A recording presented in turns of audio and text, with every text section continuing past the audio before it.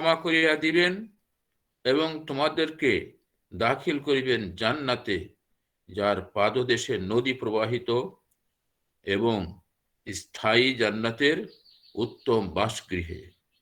ইহাই মহা সাফল্য। এবং তিনি দান করবেন তোমাদের বাঞ্ছিত আরো একটি অনুগ্রহ, আল্লাহর সাহায্য ও আসন্ন বিজয়। মুমিনদেরকে এই সুসংবাদ দাও। বারাকাল্লাহু লানা লাকুম ফিল কুরআনিল আযীম ওয়া নাহনু আলা যালিকা মিনাশ শাহিদিন ওয়াশ শাকিরিন। রব্বানা তাকাব্বাল মিন্না ইন্নাকা আনতাস সামিউল আলীম ওয়া তুব আলাইনা ইন্নাকা আনতাত তাওয়াবুর রহিম। আসসালামু আলাইকুম ওয়া রাহমাতুল্লাহ। ওয়ালাইকুম আসসালাম রহমতুল্লাহ। মহাসিন স্যার যদি রেডি থাকেন তাহলে স্যার ক্লাস শুরু করতে পারেন। 33 জন হয়ে গেছে অলরেডি। 7:06 বাজে, নাকি আরেকটু অপেক্ষা করবেন? আসসালামু আলাইকুম। ওয়ালাইকুম আমি শুরু আসসালাম। করতে পারি, সমস্যা নাই। জি আলহামদুলিল্লাহ। কেমন আছেন সবাই? স্যার আলহামদুলিল্লাহ। স্যার আপনি কেমন আছেন স্যার? আলহামদুলিল্লাহ। জি স্যার। শীত মনে হয় একটু কমছে এই গত সপ্তাহের তুলনায়, নাকি বাড়ছে? গত সপ্তাহের তুলনায় আজকে দুদিন থেকে কম লাগে স্যার। একটু কম লাগে। আচ্ছা, আমার তো হাত পা ঠক ঠক করে কাঁপে স্যার। গত 2 দিন ধরে শীত কমছে।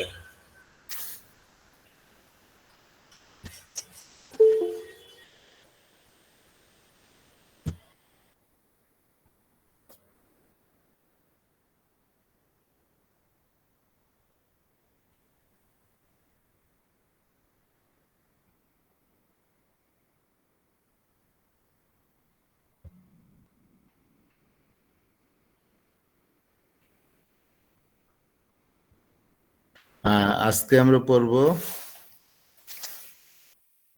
ক্যালিবাইক্রোমিকাম। জি স্যার, এটা না ক্যালিবাইক্রোম না স্যার, এটাই তো? জি।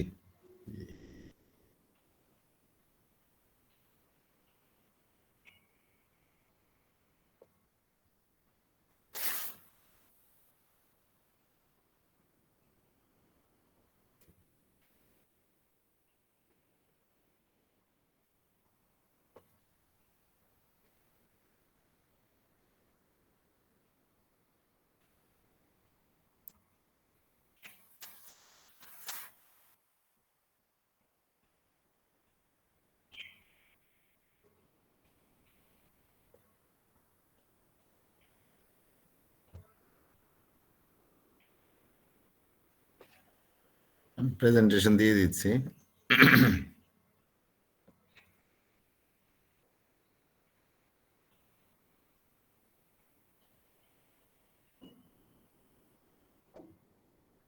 দেখা যায়? স্যার দেখা যায়। জি, দেখা যাচ্ছে। ক্যালিয়াম বাইক্রোমিয়াম।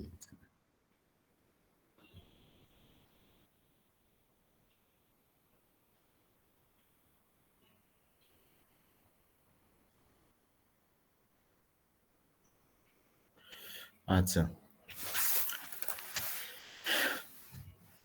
বিসমিল্লাহির রহমানির রহিম। ক্যালিবাইক্রোমিকাম. There are 3 kind of condition calling for ক্যালিবাইক্রোমিকাম. 3টা অবস্থা আছে যেখানে ক্যালিবাইক্রম লাগে, ক্যালিবাইক্রম নির্দেশিত হয়, ক্যালিবাইক্রমের প্রয়োজন হয়। এগুলো সব ডাইজেস্টিভ পয়েন্ট অফ ভিউ থেকে বলেছেন। ক্যালিবাইক্রম তো অনেক সমস্যার জন্যই লাগে, তবে এই যেহেতু আমরা ডাইজেস্টিভ ড্রাগ পড়তেছি, ডাইজেস্টিভ যে সমস্যার জন্য ক্যালিক্যাপ লাগে, এরকম মোটামুটি 3টা মেইন কন্ডিশন আছে, 3টা মেইন অবস্থা আছে যেখানে ক্যালিক্যাপ সাধারণত ব্যবহার হয়। First is the acute catarrhal condition of the mucous membrane of the digestive tract.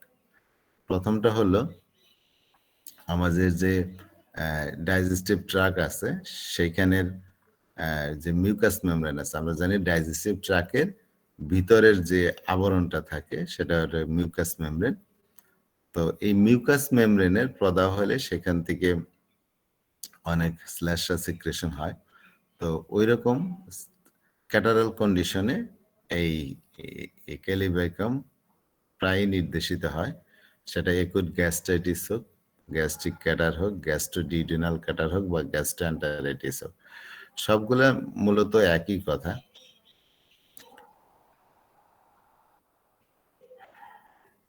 তো মিউকাস মেমব্রেনের এই যে আমাদের যে স্টোমাক আছে, স্টোমাকের সেখানে যদি প্রদাহ হয় তো সেটাকে আমরা গ্যাস্ট্রাইটিস বলি। তো স্টোমাক থেকে যদি অতিরিক্ত শ্লেষ্মা সিক্রেশন হয়, যেটা ওই গ্যাস্ট্রাইটিসের মধ্যে হয়, গ্যাস্ট্রিক ক্যাটার বা স্টোমাক এবং ডিউডেনামের শ্লেষ্মা সিক্রেশনে, অথবা এন্টারাইটিস। এন্টারাইটিস মানে অন্ত্রের প্রদাহ। হ্যাঁ, তো সেই গ্যাস্ট্রোএন্টারাইটিস মানে পাকস্থলী এবং অন্ত্রের প্রদাহ হলে সেখানে আমাদের ক্যালিবাইকাম নির্দেশিত হয়। এগুলো সবগুলোই হলো ওই মিউকাস মেমব্রেনের catarrhal condition. The catarrhal condition is much the commonest for which ক্যালিবাইকাম is indicated. এই ক্যাটারাল কন্ডিশনটাই হলো এই ক্যালিবাইকামের সবচেয়ে কমন অবস্থা যেখানে ক্যালিবাইকাম নির্দেশিত হয়। তো এটা গেল একটা অবস্থা। Second is definite ulcerative condition. আরেকটা হলো যেখানে একদম ঘা হয়ে যায়, ক্ষত হয়ে যায়। এই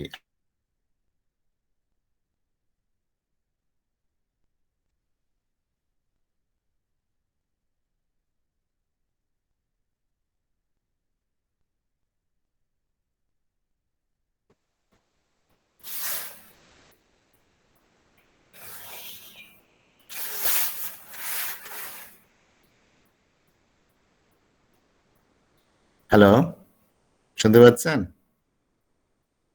জি স্যার, শোনা যায়। জি স্যার, শোনা যায় স্যার। আচ্ছা, এই যে কারেন্ট চলে গেলে ওই কিছুক্ষণের জন্য ওই লাইনটা অফ হয়ে যায়, পরে আইপিএস চালু হয়ে যায়। তো ওই সময় ওই যে ওয়াইফাই লাইনটা কিছুক্ষণের জন্য বন্ধ হয়ে যায়, আবার চালু হয়। তো সেজন্য বলতেছি। তো যে কথা বলছিলাম যে ক্যালিবাইক্রম এই ওষুধটা 3 ধরনের গ্যাস্ট্রিকের সমস্যার জন্য সাধারণত বেশি ব্যবহৃত হয়, বেশি নির্দেশিত হয়। একটা হলো একুট ক্যাটারাল কন্ডিশন, সেটা acute gastritis, gastric catarrh, gastroduodenal catarrh বা গ্যাস্ট্রোএন্টারাইটিস যেটাই হোক, এই একটা ক্ষেত্র। আরেকটা ক্ষেত্র হলো second is the definite ulcerative condition. সেটা হলো মানে একদম আলসার অবস্থা, ক্ষত অবস্থা, ঘা হয়ে যায়। ঘাটা কোথায় হয়? পার্টিকুলারলি এই গ্যাস্ট্রিক আছে, ওই স্টোমাকের মধ্যে সাধারণত ক্ষত হয়। তো স্টোমাকের ক্ষতর মধ্যে এই ওষুধটা বেশি ব্যবহার হয়। And third is ulcerative colitis. And তৃতীয় যে অবস্থার জন্য ক্যালিবাইকাম নির্দেশিত হয় সেটা হলো আলসারেটিভ কোলাইটিস। আলসারেটিভ কোলাইটিস হলো আমাদের যে বৃহদন্ত্র আছে, যে কোলন আছে, সেখানে ক্ষত হয়। তো এই ক্ষতটা, এই আলসারেটিভ কোলাইটিস শুধু এইটুকু মিনিং করে না, এখানে আরো কিছু বিষয় আছে। এই ক্ষতটা একটার পর একটা হতে থাকে, একটা শেষ হয়, আবার দেখা যায় কিছুদিন পরে আরেকটা ঘা শুরু হয়েছে। তো এইভাবে জিনিসটা চলতেই থাকে। এটা কিন্তু একটা অটো ইমিউন ডিজিজ। হ্যাঁ, নিজের শরীর নিজের অংশের সাথে নিজেই সে যুদ্ধ করে এবং ওইখানে ঘা তৈরি করে ফেলে। রিউমেটিক আর্থ্রাইটিস যেরকম মানুষের জয়েন্টের মধ্যে প্রদাহ হয়, এটাও একটা অটোইমিউন ডিজিজ। এই আলসারেটিভ কোলাইটিস একটা অটোইমিউন ডিজিজ। তো আরেকটা ডিজিজ আছে যেটা বলে ক্রনস ডিজিজ, যেটা মানুষের স্টোমাকে হয়, সেটাও অটোইমিউন ডিজিজ, একটার পর একটা ক্ষত হইতে থাকে। তো আলসারেটিভ কোলাইটিস যাদের হয় এটা বেশ ঝামেলাপূর্ণ, মানে একটার পর একটা ক্ষত হইতে থাকে এবং প্রায় দেখা যায় এদের পায়খানার সাথে রক্ত যায়, পায়খানার সাথে প্রচুর রক্ত যায়। এবং দীর্ঘদিন যদি এইভাবে চলতে থাকে, অনেক সময় রোগীর ক্যান্সার হওয়ার সম্ভাবনা থাকে। যারা আলসারেটিভ কোলাইটিসে ভোগে তাদের ক্যান্সার হওয়ার ঝুঁকি, মলাশয় ক্যান্সার হওয়ার ঝুঁকি অনেক বেশি থাকে। তো এই আলসারেটিভ কোলাইটিসের মধ্যে এই কেলিবাইকাম ওষুধটা ব্যবহৃত হয়। অ্যালোপ্যাথিতে আপনারা চিকিৎসার ক্ষেত্রে অনেকে হয়তো পেয়েছেন যে আপনাদের কাছে অনেক রোগী আসে যারা অ্যালোপ্যাথিক ওষুধ খেয়ে আসে, তারা এই যে অটোইমিউন ডিজিজটারে বন্ধ করার জন্য শরীর শরীর নিজেই যে নিজের বিরুদ্ধে যুদ্ধ করে, এটা বন্ধ করার জন্য তারা একটু ইমিউনোডিপ্রেসিভ টাইপের ড্রাগ খাওয়ায়। আর বেশিরভাগ যে ওষুধটা ব্যবহার করা হয় সেটা হলো মেসাকল। অ্যালোপ্যাথিতে দেখবেন যে অনেক রোগী আপনার কাছে আলসারেটিভ কোলাইটিস নিয়ে আসে, তারা মেসাকল খাচ্ছে দীর্ঘদিন ধরে।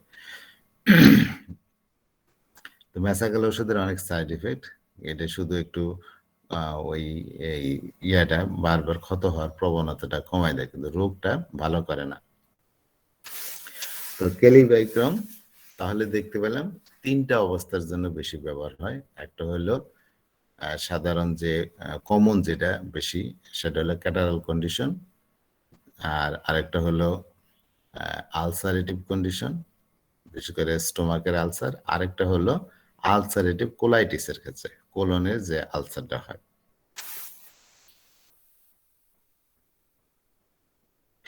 In all these cases, you are dealing with a very typical patient. সকল যে এই যে সকল কেসটাই, সেটা আলসারেটিভ কোলাইটিস হোক, অ্যাকুট ক্যাটারাল কন্ডিশনে হোক, বা আপনার এই স্টোমাকের আলসার হোক, সবগুলোর ক্ষেত্রে একটা বিশেষ ধরনের রোগী নিয়ে আপনি ডিল করতেছেন। মানে কেলিবাইকাম রোগীর একটা বিশেষ মানে চরিত্রগত বৈশিষ্ট্য আছে। The Kali bichromicum patient tends to be fat. তারা কিরকম, তাদের এই টিপিক্যাল পেশেন্টটা কেমন? কেলিবাইকামের টিপিক্যাল পেশেন্ট তারা কিছুটা ফ্যাটি থাকে, মোটা থাকে, স্লাগিশ, কিছুটা অলস থাকে, রেস্টলেস, অস্থির থাকে, ডিপ্রেসড, হতাশ, অ্যান্ড টেসিটার্ন, এবং বেশি কথাবার্তা কয় না, বেশি কথাবার্তা বলে না। টেসিটার্ন একটু গোমরা মুখে টাইপের, কম কথা বলে, এরা কথা বলতে চায় না। টেসিটার্ন মানে অ্যাভারশন টু টক, যারা কথা বলতে চায় না।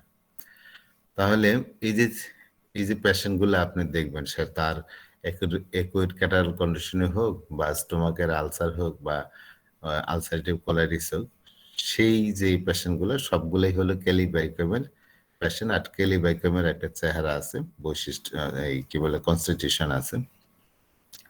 তারা কেমন? তারা কিছুটা ফ্যাটি, তারা হচ্ছে অলস, তারা অস্থির, তারপরে বিমর্ষ থাকে, এবং কথাবার্তা বেশি পছন্দ করে না, কথা বলতে চায় না। You will usually get a history that these patients have been subject to chronic catarrh all their lives. এই ধরনের রোগীর যখন আপনি হিস্ট্রি নেবেন, দেখবেন যে তাদের পূর্ব ইতিহাসে দেখবেন এই ধরনের রোগীরা তাদের সারা জীবনই, অল দেয়ার লাইফস, ওই ক্রনিক ক্যাটারাল কন্ডিশনে তারা ভুগছে। They mostly suffer from a degree of chronic nasal or post-nasal catarrh. তাদের দেখবেন যে প্রায় তাদের এই যে নাকের পুরাতন শ্লেষ্মা বা পোস্ট নেজাল ক্যাটার, নাকের পিছন ভাগ থেকে যে সর্দি স্রাব হয়, নাক টানলে, আপনি যদি নাক এরকম করে টান দেন, পিছনের দিক দিয়ে যে শ্লেষ্মাটা বের হবে, ওটা হচ্ছে পোস্ট নেজাল ক্যাটার। তো কেলিবাইকাম রোগীরা এই নাকের মধ্যে এই নেজাল ক্যাটার বা পোস্ট নেজাল ক্যাটারে সেই সারা জীবনই ভুগছে। Very often with a perpetually choke sensation about the root of the nose. এবং প্রায় দেখা যায় এই ধরনের রোগীদের যে নাকের গোড়ার দিকে একটা চক সেন্সেশন, মানে দম বন্ধ করা অবস্থা, নাকের গোড়ার দিকে যেন একদম বন্ধ হয়ে গেছে, এরকম একটা কনস্ট্যান্ট অবস্থা তাদের মধ্যে থাকে। তাহলে কি পেলাম? যে কেলিবাইকামের রোগীরা হবে ফেটি, তারা অলস টাইপের থাকে, কিন্তু আবার দেখা যায় অস্থির থাকে, তো কাজকর্ম করতে চায় না, অলস অলস, আবার হয়তো মানসিক দিক দিয়ে বা কোনো কারণে অস্থির থাকতে পারে। তারা ডিপ্রেসড হয়, মন মরা হয়, বিমর্ষ হয়, এবং বেশি কথাবার্তা বলে না, কথা বলতে চায় না। এই ধরনের রোগীর দেখবেন তারা সারা জীবনই এই সর্দিতে ভুগছে, সেটা নেজাল শ্লেষ্মা হোক বা পোস্ট নাজাল শ্লেষ্মা হোক, এগুলাতে প্রায় সারা জীবনই ভুগছে এবং তাদের নাকের গোড়ার দিকে একটা বন্ধ করা অবস্থা তাদের সবসময়ই ছিল। নাকের গোড়ার দিকে জানি নাকটা একদম বন্ধ হয়ে আছে, এরকম একটা অনুভূতি তাদের সবসময়ই থাকে। All these patients suffer from wandering rheumatic pain. কেলিব্যাকিয়ামের প্রায় সকল রোগীদেরই যে যদি পেইন হয়, রিউমেটিক পেইন হয়, এবং সেটা হয় ওয়ান্ডারিং টাইপ, মানে ব্যথাটা এক জায়গায় স্থির থাকে না। আজকে ধরেন পায়ে, আরেকদিন হাতে, আরেকদিন পায়ের গোড়ালিতে, তো দেখা যাচ্ছে জয়েন্টে যদি আক্রান্ত হয়, এক একদিন এক এক জয়েন্টে আক্রান্ত হবে, মানে কিছুদিন একটা জয়েন্ট, তারপর আবার আরেক জয়েন্ট, তো এরকম সঞ্চালনশীল, মানে এক জায়গায় স্থির থাকে না। এরকম অবস্থা আমরা আরো কিছু মেডিসিনে পাই, তার মধ্যে একটা বিখ্যাত হইল পালসিটিলা, আবার আছে আরেকটা ওষুধ আছে ল্যাবকেনিনাম। এগুলো এই ব্যথা এক জায়গায় স্থির থাকে না। They are not very severe in character. তাদের যে ওয়ান্ডারিং রিউমেটিক পেইন, এগুলার খুব যে তীব্রভাবে আক্রান্ত হয় তা না, but ten two wonder about from one place to another. কিন্তু এই ব্যথাটা এক জায়গা থেকে আরেক জায়গায় সঞ্চালন করে এবং are always relieve by motion, এবং সবসময়ই সঞ্চালনে উপশম হয়। ব্যথা এক জায়গায় স্থির থাকে না, এক জায়গা থেকে আরেক জায়গায় সেই ব্যথা সঞ্চালিত হয় এবং রাস্ট্রাক্সের মতো মোশনেও, নড়াচড়াতেও তাদের উপশম হয়। Normally the patient are rather pale. স্বাভাবিকভাবে এই ধরনের রোগীরা কিছুটা ফ্যাকাশে থাকে, but with their digestive upset they tend to become somewhat blowsy. তো সাধারণত এই রোগী যদি দেখেন ফ্যাকাশে টাইপের থাকবে, কিন্তু যাদের এই ডাইজেশনের সমস্যা আছে তাদের মধ্যে আমরা দেখতে পাই ব্লসি দেখতে পাই, মানে ওই চেহারার মধ্যে, ত্বকের মধ্যে আমরা ব্রনের মতো বিভিন্ন ইরাপশন আমরা দেখতে পাবো, blowsy. Very often they suffer from acute attack of acne. প্রায়ই দেখা যায় তাদের মুখের মধ্যে ওই এই একুইটলি এই ব্রণ দেখতে পাই, ব্রণের আক্রমণ দেখতে পাই, তীব্রভাবে ব্রণ দেখতে পাই আমরা। তো কি বললাম এতটুকু, কেউ কিছু বলতে পারবেন? হান্নান স্যার দিয়ে শুরু করি। জি, আসসালামু আলাইকুম স্যার। ওয়ালাইকুম আসসালাম। আলহামদুলিল্লাহ স্যার, আজকে খুব সংক্ষেপে কোন। জি স্যার, ক্যালিব্যাকিয়াম এই ওষুধটা আমাদের কাছে অতি পরিচিত ওষুধ এবং তার মূল ক্ষেত্র হলো মূলত এই ডাইজেস্টিভ, এই আমরা যে ডাইজেস্টিভ ড্রাগ থেকে পড়ছি বোরলব্যান্ডের, এর পরিচয় এসছে মূলত। এটা সাধারণত 3 অবস্থার উপরে রোগী ক্ষেত্রে বেশি ব্যবহৃত হয়। প্রথমে দেখা যাচ্ছে অ্যাকুইট ক্যাটেরিয়াল অবস্থা যদি থাকে, বিশেষ করে শ্লোষ্মিক ঝিল্লের উপর এই যদি ক্যাটারাক্ট কন্ডিশন থাকে, এটা প্রথম। আর দ্বিতীয় হলো পাকস্থলীর ক্ষতের মধ্যে যে অবস্থা হয়, বিশেষ করে অটো ইমিউনি সিস্টেম উপরে একটা প্রভাব রয়েছে। আর তৃতীয় হলো বৃহদন্ত উপরে এই একই ধরনের কন্ডিশনের উপরে এই ক্ষতের উপর একটার পর একটা ক্ষত হতেই থাকে। এই অবস্থার পরে প্রায় পাকস্থলীর সাথে রক্ত যায় দীর্ঘদিন, এরকম যদি চলতে থাকে তাহলে ক্যান্সারের সম্ভাবনা থাকে। আর বিশেষ করে অ্যালোপ্যাথিকরা এই ক্ষেত্রটাকে পরিবর্তন করার জন্য একটা ঔষধ দিয়ে থাকে, যেন আরো ক্ষতি করে। সেটা হলো মেসাকল না কি যেন বললেন স্যার, যাই হোক, তারা একটা ওষুধ দিয়ে থাকে, সেই ওষুধটা বরং আরো সমস্যার সৃষ্টি করে। যাক আলহামদুলিল্লাহ, এইসব ক্ষেত্রে বিশেষ ধরনের যে রোগীরা এই সব কন্ডিশনগুলো নিয়ে একটা এই রোগীদের একটা বিশেষ ক্ষেত্রে আমাদেরকে ডিল করতে হয়। এরা সাধারণত মোটা হয়, কথা বলতে চায় না এবং অস্থির থাকে, বিমর্ষ থাকে। এই ধরনের রোগীরা সারাটা জীবনই কিন্তু এই ক্যাটারাল কন্ডিশনে ভোগে। আর বিশেষ করে নাকের গোড়ার দিকে যেন বন্ধ হয়ে গেছে এরকম একটা ফিলিংস হয়। এই ধরনের অবস্থা পাকস্থলীর ক্ষেত্রেও এরকমই হয়। আর ক্যালিব্যাকিয়ামের সকল রোগীদের মধ্যে যদি রিউমেটিক পেন হয়, তবে সে ব্যথাটা একই স্থানে স্থির থাকে না। ব্যথাটা যদি এরকম ক্যালিবাইক্রমের যদি বাতের ব্যথা হয়, সেটা এক জায়গায় স্থির থাকে না, স্থান পরিবর্তন করে। অন্যান্য ওষুধের কথা বলেছেন যে পালসিডার, তারপরে আমাদের ল্যাককানিনাম, এরকম স্টার এক জায়গা থেকে এক জায়গায় হতেই থাকে।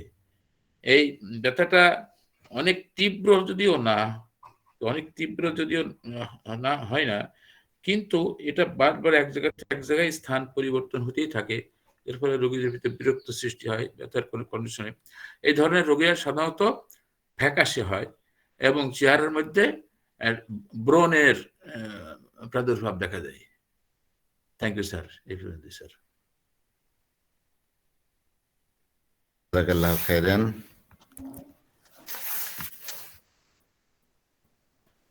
Depending on the type of lesson, you find two kinds of tongue associated with Kelly-Bicrom. Kelly-Bicrom-এর জিহ্বা মানে জিহ্বার বৈশিষ্ট্য দুই ধরনের হইতে পারে। এটা নির্ভর করে সে কোন ধরনের অবস্থায় সে আক্রান্ত। যে পেটের ভিতরে যে লেসনটা হয়, ক্ষত হয় বা প্রদাহ হয়, যেটাই হোক, তো বা আলসারেটিভ কোলাইটিসে হোক, এই যে এইগুলোর উপর ভিত্তি করে তাদের জিহ্বার বৈশিষ্ট্য দুই ধরনের হইতে পারে। দুই ধরনের জিহ্বা তাদের পেতে পারি আমরা। ইন ক্যাটারাল কন্ডিশন, যেখানে শুধুই মাত্র ইনফ্লামেটরি অবস্থা থাকে, গ্যাস্ট্রাইটিস বা গ্যাস্ট্রোডিউডেনাল, গ্যাস্ট্রোএন্টারাইটিস, গ্যাস্ট্রোডিউডেনাল ক্যাটার, এগুলোর ক্ষেত্রে যেগুলো সাধারণ অবস্থা, সেইখানে জিহ্বাটা আমরা দেখব অনেক থিকলি কোটেড টাং।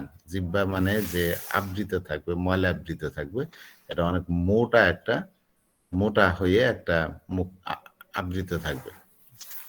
কোট, এই যে কোটের টাংটা থাকবে, এটা হবে অনেক মোটা ভাবে ময়লা আবৃত থাকবে। পার্টিকুলারলি অ্যাট দ্য বেস, বিশেষ করে জিহ্বার গোড়ার দিকে এরকম আমরা এই কোটের টাংটা দেখতে পাবো। কোথায়? জিহ্বার গোড়ার দিকে। and they have a nasty flat bitterish or sweetish taste and a good deal of sticky saliva. এই যে জিহ্বায় তাদের আবরণ পরে থাকবে, আবরণটা থাকবে অনেক মোটা, বিশেষ করে জিহ্বার গোড়ার দিকে। এটা সাধারণ ক্যাটারাল কন্ডিশনে হয় এবং তাদের মুখের যে স্বাদটা থাকবে খুবই নেস্টি, বাজে টাইপের স্বাদ। ফ্ল্যাট টেস্ট, মানে জিহ্বায় কোনো ফ্ল্যাট মানে কোনো টেস্টই পাবে না, একদম পানসে লাগবে, সবকিছু নিরস লাগবে। বিটারিশ বা মানে তিতা স্বাদ লাগবে, অথবা সুইটিশ, মিষ্টি স্বাদ লাগবে। তো বিভিন্ন ধরনের মুখের মধ্যে আমরা বিভিন্ন ধরনের টেস্ট রোগীরা পাবে। কেউ বলবে মুখটা তিতা হয়ে থাকে, কেউ বলে মুখটা মিষ্টি হয়ে থাকে, কেউ বলবে মুখে কোনো স্বাদই লাগে না, সবই নিরস লাগে। এরকম বাজে একটা অবস্থা তার স্বাদের ক্ষেত্রে আমরা দেখতে পাবো। এবং একই সাথে আরেকটা জিনিস দেখবো, তাদের মুখে বেশ স্যালাইভা থাকবে, কিন্তু স্যালাইভাটা থাকবে খুব স্টিকি, মানে খুব আঠালো। আমরা জানি কেলিব্রাইকমের যে কোনো ডিসচার্জই খুব স্টিকি হয়, স্ট্রিঙ্গি হয়, সুতার মতো লম্বাও হয়। The coating may be anything from sticky white to thick yellow. এই যে তার যে আবরণটা জিহ্বার মধ্যে পড়ে, সেটা খুব আঠালো হবে এবং এটা সাদাও হইতে পারে, অথবা থিক ইয়েলো মানে গাঢ় হয়ে হলদে বর্ণের হইতে পারে, থিক ইয়েলো হলদে বর্ণের হইতে পারে। and the base is particularly affected, এবং এই যে আবরণটা পড়ে এক্ষেত্রে জিহ্বার সামনের দিকে না, জিহ্বার বেস যে গোড়ার দিকে, ওই জিহ্বার ভিতরের দিকে দেখবেন ওইখানে আবরণটা বেশি। হ্যাঁ, গোড়ার দিকে, বিশেষ করে গোড়ার দিকে এই আবরণটা পড়ে। সেটা সাদা রঙেরও হইতে পারে অথবা ইয়েলো হইতে পারে। ইন আলসারেটিভ কন্ডিশন, এটা হলো ক্যাটারাল কন্ডিশনের জিহ্বা। যদি আলসার থাকে, সেটা আপনার স্টোমাকের আলসার হোক বা আলসারেটিভ কোলাইটিস হোক, তবে আলসারেটিভ ক্ষেত্রে বিশেষ করে যদি আলসারেটিভ কোলাইটিস হয়, কোলনের যে আলসার হয়, you usually find a very dry, smooth, red, almost glazed tongue. রোগী যদি আলসারেটিভ কোলাইটিসে ভোগে, মানে আলসারে ভোগে, বিশেষ করে যদি আলসারেটিভ কোলাইটিসে ভোগে, তাহলে সেই ক্ষেত্রে জিহ্বাটা কিন্তু ওই আগের মতো কোটেড ওই রকম পাওয়া যায় না। সেই ক্ষেত্রে জিহ্বাটা দেখা যায় শুষ্ক, জিহ্বাটা স্মুথ থাকে, একদম মসৃণ থাকে, লাল হয়ে থাকে, অলমোস্ট গ্লেজ টাং, মানে একদম চকচক করে জিহ্বাটা, গ্লেজ দেয় জিহ্বা থেকে। তাহলে জিহ্বার দুইটা অংশ পেলাম। হ্যাঁ, একটা হলো, কেরা বলবেন? শামসুন নাহার রানী বলেন, আছেন আপনি? শামসুন নাহার রানী না থাকলে স্যার আছি, কামরুল, আলহামদুলিল্লাহ স্যার আছি। বলেন বলেন, জিহ্বার অবস্থা বলেন। স্যার একটাই মনে আছে, জিহ্বাটা কোটেড থাকে। এই একটাই মনে আছে? তার মানে আপনি মনোযোগ দিয়ে শোনেন নাই, ঠিক শুনি আছে? নাই স্যার। জি। খুব খারাপ কথা। তো আর সোমবারে আপনার ক্লাস থাকে, সোমবারে সেহরি খাইয়া ঘুমাইয়া কুলাইতে পারি না। আচ্ছা, কামরুল হাসান স্যার বলেন। স্যার দুইটা হ্যাঁ, বৈশিষ্ট্য বলছেন স্যার। শেষের আগে বলি স্যার, শেষের হচ্ছে যে যখন আলসারেটিভ কোলাইটিস থাকে স্যার, সেই ক্ষেত্রে জিহ্বাটা স্যার ড্রাই বা শুষ্ক থাকে, উজ্জ্বল থাকে, লাল থাকে স্যার। আর ক্যাটারাল কন্ডিশনে স্যার আপনার কোটেড থাকে, সেই কোটেডটা স্যার আপনার জিহ্বার গোড়ার দিকে থাকে। আচ্ছা, থ্যাংক ইউ, থ্যাংক ইউ। আচ্ছা, the welcome sir. commonest story given by this patient is that they have absolutely no appetite, and very often they have a loathing of food in the morning. It may be that they start their breakfast, but about halfway through cannot continue with it, or they may have the typical morning nausea with complete inability to face breakfast at all. তাহলে common যে কথা রোগীটা বলবে আপনাদেরকে, যারা এই কেলিবাইকমের রোগী, তো common যে স্টোরি, মানে যে কথা আপনাকে জানাবে, যে তাদের একদম কোনো রুচি থাকে না, অ্যাবসলিউটলি নো অ্যাপেটাইট, কোনো রুচিই থাকে না। Very often they have a loathing of food in the morning. বিশেষ করে প্রায় ক্ষেত্রেই দেখবেন এই ধরনের রোগীদের ব্রেকফাস্টে, মানে সকালবেলায় যে খাবারটা খায়, সকালবেলায় তাদের খাওয়ার প্রতি খুব বিতৃষ্ণা থাকে। রুচি তো থাকেই না, তবে অন্যান্য 3 বেলার চেয়ে সকাল বেলাটাই তাদের বেশি রুচি থাকে না। ওই সময় খাওয়ারের প্রতি একটা অনীহাই থাকে তাদের। এমন হইতে পারে যে তারা ব্রেকফাস্ট করা শুরু করলো, খাওয়া, সকালের নাস্তা খাওয়া শুরু করলো, কিন্তু মাঝামাঝি টাইমে যে এটা আর কন্টিনিউ করতে পারে না, আর খেতে পারে না। তাহলে আমরা যেটা বলি গ্রাম ভাষায়, খাবার পাতে, হ্যাঁ, পাতে রাখে নাই, আপনারা কি বলেন? তো খাবার মাঝখানে রেখে খাবার থেকে উঠে যায়, আর খেতে পারে না। or they may have the typical morning nausea, তাদের সকালবেলার মানে বমি হইতে পারে, বিব মেশা হইতে পারে, বমি না বিব মিশা হইতে পারে, মানে বমি বমি ভাব, খাবার খেতে গেলে তাদের বমি আসে। With complete inability to face breakfast, তারা মোটেই ব্রেকফাস্ট খেতে পারে না, ব্রেকফাস্টের মুখোমুখি হইতে পারে না, মানে ব্রেকফাস্ট আর খেতেই পারে না, সকালের নাস্তাটা টোটালি খেতে পারে না।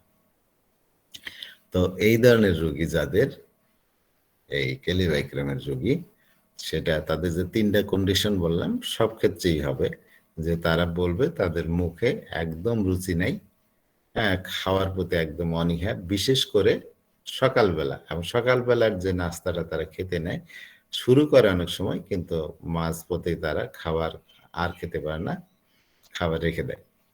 তো সকালবেলা অনেকের এই বমি বমি ভাবও থাকতে পারে, যার কারণে তারা টোটালি ব্রেকফাস্টের মুখেই হতে পারে না, মানে ব্রেকফাস্ট খাইতেই পারে না। After a meal they suffer from a intense feeling of fullness, heaviness and general malaise. এই লক্ষণটা অবশ্য কমন, আমরা প্রচুর ওষুধের মধ্যে এটা পাই, যে হজমের সমস্যার ক্ষেত্রে, যে খাওয়ার পরে তাদের পেটটা মনে একদম ভরে গেছে, পেটটা ভারী হয়ে গেছে, এবং জেনারেল মেলায় সারা শরীরটাই ম্যাজমেজ করতে থাকে।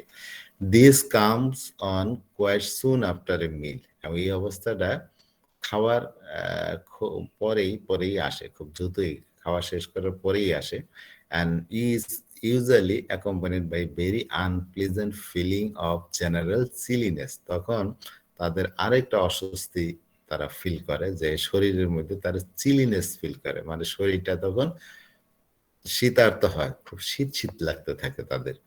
With this sensation of fullness, they are liable to have sudden attack of nausea and vomiting. এই যে খাওয়ার পরে তাদের কি হয়, পেটটা একদম ভরাট লাগে, পেটটা যেন ভরে আছে, পূর্ণ হয়ে গেছে। এই পূর্ণতা বোধের সাথে প্রায় দেখা যায় তাদের হঠাৎ করে বমি চলে আসে, বমি বমি ভাব হয় এবং বমিও করে।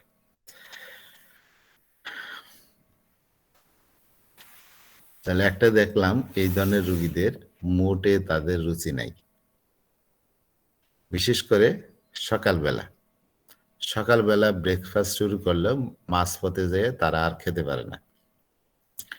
সকালবেলা তাদের বমি বমি ভাব হয়, যার কারণে ব্রেকফাস্ট খেতে চায় না। বা তারা যদি কোনো খাবার খায়, খাওয়ার পরেই দেখা যায় যে পেটটা একদম ভরে গেছে, পেটটা ভারী হয়ে গেছে এবং শরীরটা তখন আরো ক্লান্ত বোধ হয়, শরীরটা আরো ম্যাজম্যাজ করে।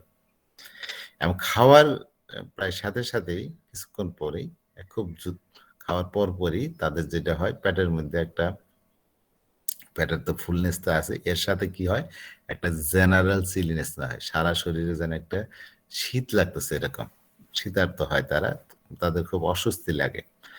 তো পেটটা যে ভরা, এই অনুভূতির সাথে প্রায় দেখি তাদের হঠাৎ করে বমির আক্রমণ হয়, বমি বমি ভাব লাগে এবং বমি করে ফেলে।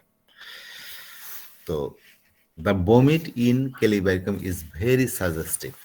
রোগী ওই বমির বৈশিষ্ট্য দেখে আপনি কেলিবাইকামের কথা আপনার মনে এসে যাবে, কেলিবাইকামকে সে সাজেস্ট করবে বমির বৈশিষ্ট্য। সেটা কি? It is sour in taste. যে বমিটা করবে সেটা, রোগী যে বমি করবে, বমির স্বাদটা থাকবে টক, মানে টক বমি করবে। Contains a great amount of mucus. বমির মধ্যে দেখবেন প্রচুর পরিমাণে শ্লেষ্মা থাকে, যেহেতু ক্যাটারাল কন্ডিশনে এটা বেশি ব্যবহার হয়, এবং বমির সাথে আপনি দেখবেন প্রচুর পরিমাণে এই মিউকাস মিশ্রিত। ইজ ডিফিকাল্ট টু এক্সপেল, এবং সেটা বের করা, এক্সপেল মুখ থেকে বের করা, এই যে শ্লেষ্মাটা একটু কঠিন। And the mucus hangs down from the patient's mouth, এবং পেশেন্টের মুখ থেকে ওই মিউকাসটা ঝুলে আছে। এটা একটা হচ্ছে, যেহেতু আমরা জানি এর মিউকাসটা অনেক স্টিকি থাকে, আর দড়ির মতো এগুলা লম্বা হয়। তাহলে যদি দেখেন কোনো রোগী বমি করতেছে এবং বমিটা রোগীর কাছে খুব অ্যাসিডের মতো লাগে, টক লাগে, এবং প্রচুর বমির সাথে মিউকাস মিশ্রিত থাকে, এবং মিউকাসটা এমন যে মুখ থেকে জানি ঝুলে পড়ে থাকবে, নিচ পর্যন্ত ঝুলে থাকবে এরকম। তো এই ঝুলে যাওয়া মিউকাস দেখে, দড়ির মতো লম্বা মিউকাস দেখে আপনি কেলিবাইকামের কথা তখন চিন্তা করবেন। তাহলে বমির বৈশিষ্ট্য দেখেই বুঝতে পারবেন এই রোগী কেলিবাইকামের হইতে পারে। There is one odd symptom of which these patients sometimes complain. আরেকটা অদ্ভুত টাইপের লক্ষণ যেটা এই রোগীরা প্রায় বলে থাকে, a strange feeling of irritation in the throat. গলার মধ্যে তাদের একটা অদ্ভুত একটা ইরিটেশন হয়, এক ধরনের উত্তেজনা, পীড়ন হয়। It feels as if they had a foreign body hanging on the soft palate. তাদের কাছে মনে হয় যে এটা বাইরের একটা বস্তু, বাহ্যিক একটা বস্তু, সেটা যে এই যে তালু আছে, একটা তালু, আমাদের যে তালু আছে, এই তালুর সামনের দিকে থাকে শক্ত, পিছনের দিক থেকে নরম, সফট প্লেট থেকে কোনো একটা ফরেন বডি, বাহ্যিক কোনো বস্তু যেন ওইখানে ঝুলে আছে, এরকম একটা অনুভূতি তাদের হয়। An intense nausea and even actual vomiting may be produced by it. এই কারণেই তাদের তীব্র বিমৃষা হতে পারে এবং অ্যাকচুয়াল বমি হইতে পারে এই কারণে। তাহলে তাদের একটা অদ্ভুত ধরনের লক্ষণ আছে, এবং সেটা হলো যে গলার মধ্যে একটা ইরিটেশন হয়, তারা মনে করে তাদের একটা বাহ্যিক কোনো একটা বস্তু তাদের এই যে তালুর নরম অংশের মধ্যে ঝুলে আছে, যার কারণে তাদের বমির উদ্রেক হয় এবং এই কারণে সত্যি সত্যি বমিও করতে পারে। Very often they describe it as the sensation of a hair on the back of the throat or something of that nature. অনেক সময় রোগীরা এভাবে বর্ণনা করে যে কোনো একটা চুল যেন গলার পিছন ভাগে আছে অথবা চুলের মতো এরকম কিছু একটা গলার পিছন ভাগে আছে, এরকম অনুভূতির কথা রোগীরা বলবে। Not infrequently, this is associated with their nasal catarrh and is in fact a string of mucus which makes them rash and gag. তো প্রায়ই এর সাথে কি থাকে, নেজাল ক্যাটার থাকে রোগীদের এই অবস্থার সাথে। অনেক সময় একটা মিউকাসের একটা সুতা, একটা স্ট্রিং অফ মিউকাস, সেটা ওইখানে ঝুলে থাকে, যার কারণে স্ট্রিং অফ মিউকাস, যার কারণে তাদের প্রায়ই কি হয়, ওই যে গো করে, বমির উদ্রেক হয়। Kelly-Bicram patient suffer from pretty extreme burning gastric pain, which may become very acute tearing pain going right through the back between the scapulae. When the pain is bad, it is usually accompanied by a good deal of acute water brush. তো কেলিবাইকামের রোগীরা তাদের স্টোমাকের মধ্যে অনেক জ্বালা করে, অনেক জ্বলে, গ্যাস্ট্রিকের মধ্যে যেটা হয় অনেক জ্বালাকর পেইন হয়।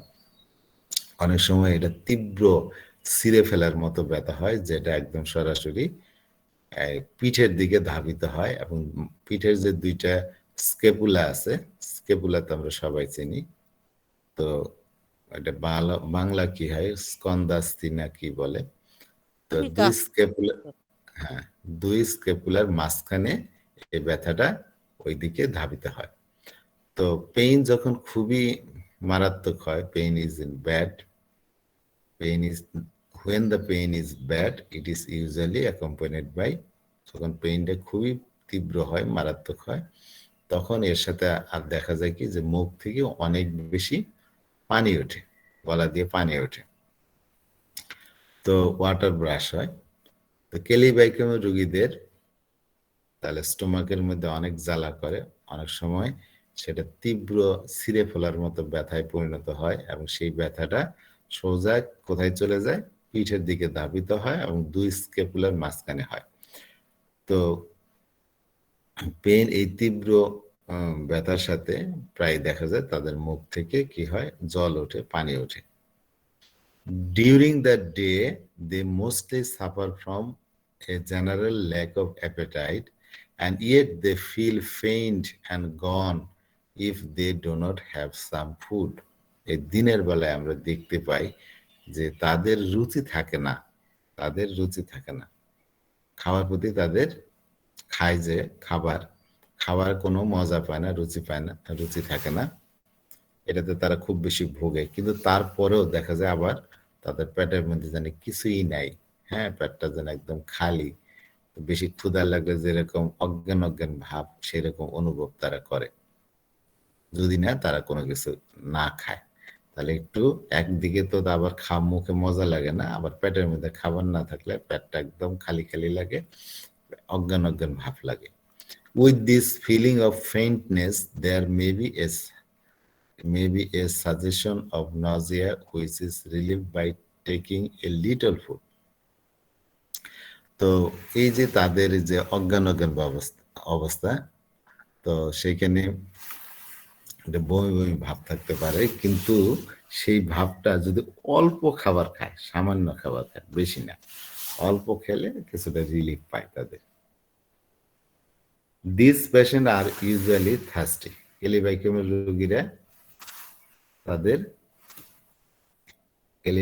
রোগীরা কি থাকে, থার্স্ট থাকে,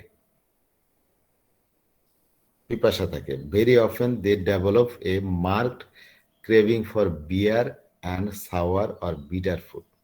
কেলিবাইকাম রোগীরা পিপাসার্ত, পানি পিপাসা থাকে এবং তাদের বিয়ার খাওয়ার বা টক খাওয়ার বা তিতা জাতীয় খাবার এগুলো খাওয়ার প্রতি আকাঙ্ক্ষা থাকে, all of which tend to aggravate their disease. আবার দেখা যায় এই খাবার যেগুলো খেতে চায় সেগুলো তাদের সমস্যাটা আরো বাড়ায়, তাদের যন্ত্রণাটা আবার বাড়ায়। In some of the ulcerative condition, কিছু আলসারের ক্ষেত্রে, particularly if the ulcer is towards the pyloric end of the stomach, is a স্টোমাকের আলসার, যেটা এর তৃতীয় অবস্থাতে বলছে আলসারেটিভ কোলাইটিস। তবে স্টোমাকের যদি আলসার হয় তো স্টোমাকের যে পাইলোরিক এন্ড, স্টোমাকের নিচের অংশে প্রান্তে, তো সেই পাইলোরিক এন্ডের মধ্যে সেখানে সাধারণত আলসার হয়। They suffer from definite hunger pain, এবং তাদের ওই ক্ষুধা লাগলে সেখানে ব্যথা হয়, which come on about 3 hours after a meal. এটা সাধারণত খাওয়ার 3 ঘন্টা পরে দেখা দেয়। কেলিবাইকাম রোগীদের পিপাসা থাকে, তো এরা থার্স্টি, তো এরা বিয়ার খেতে চায়, তারপরে এরা তিতা খাবার খেতে চায়, এরা টক খাবার খেতে চায়, কিন্তু এগুলা খেলে তাদের সমস্যা যন্ত্রণা বাড়ে। আলসারেটিভ কোলাইটিসের ক্ষেত্রে আমরা আলসারটা বেশি দেখি, স্টোমাকের যে পাইলোরিক পার্ট আছে সেখানে বেশি হয়, এবং তাদের একটা হাঙ্গার পেইন হয়, ক্ষুধা লাগলে ব্যথা হয়, এবং এটা সাধারণত খাবার খাওয়ার 3 ঘন্টা পরে দেখা দেয়। খাবার যখন খেয়েছেন তখন 3টার সময় খাবার খেলেন, তাহলে 3টা, 4টা, 5টা, 6টার পরে যে তাদের পেটে আবার ক্ষুধা লাগবে এবং সেই জনিত কারণে ওই জায়গায় ব্যথা করবে, ulcerative hunger pain. A distinguishing point is that the pain goes on to actual vomiting, and the patient bring up a typical stringy mucus which may be actually blood stained. একটা পয়েন্ট যেটা দিয়ে মানে আপনার পার্থক্য তৈরি করতে পারবেন যে কেলিবাইকামের কি হয়, যে the pains goes on to actual vomiting, মানে পেইন থেকে সত্যিকার বমি শুরু হয়, এবং বমিটা যেটা হয় সেটা তো আগেই বলেছি, বমিটা খুব সাজেস্টিভ, তাদের এই যে বমির সাথে অনেক মিউকাস থাকে এবং সেটা সুতার মতো লম্বা হয়, স্ট্রিঙ্গি হয়, এবং অনেক সময় এর সাথে কি থাকে, রক্ত মিশ্রিত থাকে, ব্লাড স্টেইন থাকে। And with this ulcerative condition, Kelly-Bicrom patients are very liable to develop an extremely sore spot in a small area in the epigastrium. Kelly-Bicrom, Kelly-Carp এদের একটা বৈশিষ্ট্য আছে যে এদের কোথাও যদি কোনো পেইন হয় সেটা একটা ছোট্ট এরিয়া ধরে হয়, ছোট একটা স্পট ধরে হয়, যেটা অনেক সময় রোগী একদম আঙ্গুল দিয়ে একদম নির্দেশ করে দেখাই দিতে পারে এই যে জায়গায় ব্যথাটা হয়। তো এই ক্ষেত্রেও আমরা দেখতে পাচ্ছি যদি স্টোমাকের মধ্যে তাদের আলসার হয় তো অনেক সময় পেশেন্ট একটা নির্দিষ্ট এরিয়াতে তাদের সোর পেইন হয়, খুব টাটানে ক্ষতবোধ ব্যথা হয় একটা স্মল এরিয়া, সেটা কোথায়, ইন দ্য ইপিগ্যাস্ট্রিয়াম, পেটের উপরিভাগে, একটা এরিয়া, ছোট্ট এরিয়া জুড়ে তাদের একটা সোর স্পট থাকে, সেই জায়গায় দেখা যায় যে মানে ধরাই যায় না, ব্যথা করে, মানে এখানে একটা ক্ষত হয়ে আছে এরকম। There is one condition in which Kelly-Bicrom is almost specific. আরেকটা অবস্থা আছে যেখানে Kelly-Bicrom প্রায় স্পেসিফিক ভাবে নির্দেশিত হয়, the gastritis associated with excessive beer drinking. যে সমস্ত রোগীরা প্রচুর বিয়ার খায় তাদের যদি গ্যাস্ট্রাইটিস হয় তাহলে সেক্ষেত্রে Kelly-Bicrom মোটামুটি স্পেসিফিক, এটা একটা কারণ ধরে যখন আমরা চিকিৎসা করি। তো সেরকম যারা অতিরিক্ত, যেরকম আমরা জানি যে অতিরিক্ত ফ্যাট খেয়ে কারো পেটের সমস্যা হইলে আমরা অনেক সময় পালসেটিলা চিন্তা করি, তো Kelly-Bicrom যারা অতিরিক্ত বিয়ার খায় তাদের যদি গ্যাস্ট্রাইটিস হয় সেক্ষেত্রে Kelly-Bicrom প্রায় স্পেসিফিক ভাবে ব্যবহৃত হয়। It has the typical morning aversion to food, সকালবেলা খাওয়ার প্রতি অ্যাভারশন থাকে, অনীহা থাকে। The typical glairy vomit associated with the beer drinker, যারা এই যে এরকম অতিরিক্ত বিয়ার খায় তাদেরও সকালবেলা খাওয়ার প্রতি অনীহা থাকে, যে বমি করে সেটাও গ্ল্যারি থাকে, চকচকে থাকে। The horrible slack inertia in the morning. Slack inertia in the morning. The hunger and dislike of food. Slack inertia, এটা একটু দেখতে হবে। কেউ জানেন স্ল্যাক ইনার্শিয়া এটা কি?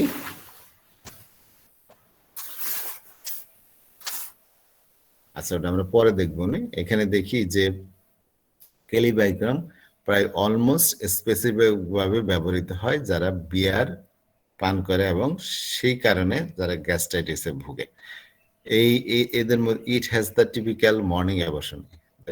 এর কি থাকে, সকালবেলা খাওয়ার প্রতি অনীহা থাকে, বমি যেটা করে গ্ল্যারি ভমিটিং করে যারা এই যে বিয়ার ড্রিঙ্কাররা, এবং তাদের স্ল্যাক ইনার্শিয়া থাকে, এটা আমরা পরে দেখবো। সকালবেলায় স্ল্যাক ইনার্শিয়া থাকে, আর ক্ষুধা থাকে, অ্যান্ড ডিসলাইক অফ ফুড থাকে, আবার খাওয়ার প্রতি বিতৃষ্ণা থাকে, and the recurring attack of nausea, তাদের বারবার এই বমি বমি ভাবের অ্যাটাক হয়। Kali bichromicum will not only clear up the gastritis. এই বিয়ার ড্রিঙ্কিং করার কারণে যাদের এই গ্যাস্ট্রাইটিসে যারা ভোগে, তাদের যদি আপনি কেলিবাইকাম দেন, তাহলে তাদের শুধু যে এই গ্যাস্ট্রাইটিসের সমস্যাটাই দূর হবে এমন না, but it will also stop the craving for beer. একই সাথে তাদের যে বিয়ার খাওয়ার যে একটা তীব্র আকাঙ্ক্ষা, সেই আকাঙ্ক্ষাটাও নষ্ট হবে। মানে একই সাথে তাদের গ্যাস্ট্রাইটিসও ভালো হবে এবং তাদের যে এই যে বিয়ার খাওয়ার আকাঙ্ক্ষাটা সেটাও কমে যাবে, বন্ধ হয়ে যাবে। স্ল্যাক ইনার্শিয়া আমরা একটু গুগল করে দেখি।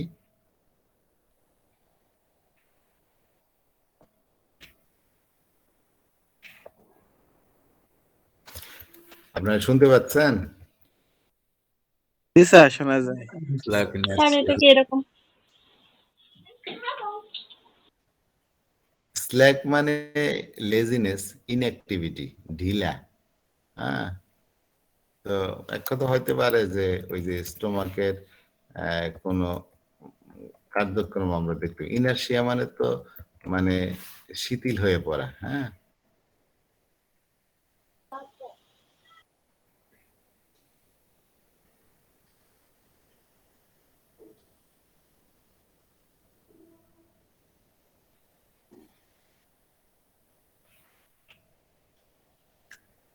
জি ম্যাডাম জানি কি বলতেছিলেন? জড়তা এবং শিথিলতা এরকমই স্যার। শিথিল ওই জড়তা। তো স্টোমাকের কার্যক্রম থাকে না, এরকম জি, এটা জি, একদম inactive শিথিল হয়ে হয়ে পড়ে। জি ম্যাডাম কিছু বলবেন?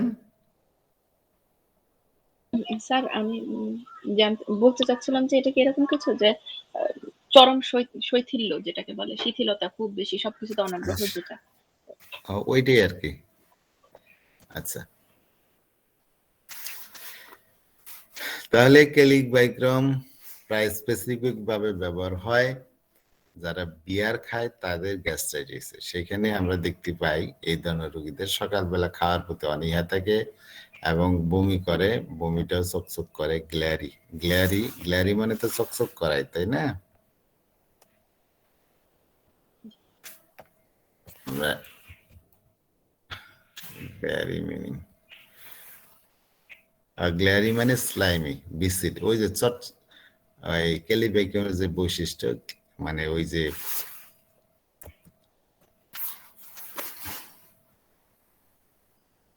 সুতার মতো যে লম্বা হয়, ওই ধরনের তাদের যে বমিটা হয় গ্ল্যারি, ওই মিউকাস মিশ্রিত এবং পিচ্ছিল বমি হয়, মিউকাস মিশ্রিত, যেটা ওই সুতার মতো লম্বা হয়, ওই ধরনের বমি থাকে যারা বিয়ার খায়। এবং তাদের এই slack inertia in the morning, আচ্ছা সকালবেলায় মারাত্মক ওই শৈথিল্য অবস্থা থাকে, হইতে পারে কি, তো যাই হোক, হাঙ্গার থাকে, আবার দেখা যায় যে খাওয়ার প্রতি অনীহা থাকে, বমির আক্রমণ হয়, বারবার মিশার আক্রমণ হয়। এবং এই ধরনের রোগীদেরকে যদি আপনি কেলিবাইক্রম দেন, এটা তাদের গ্যাস্ট্রাইটিসের সমস্যাও দূর করবে, একই সাথে তাদের বিয়ার খাওয়ার আকাঙ্ক্ষা সেটাও বন্ধ করে দেবে।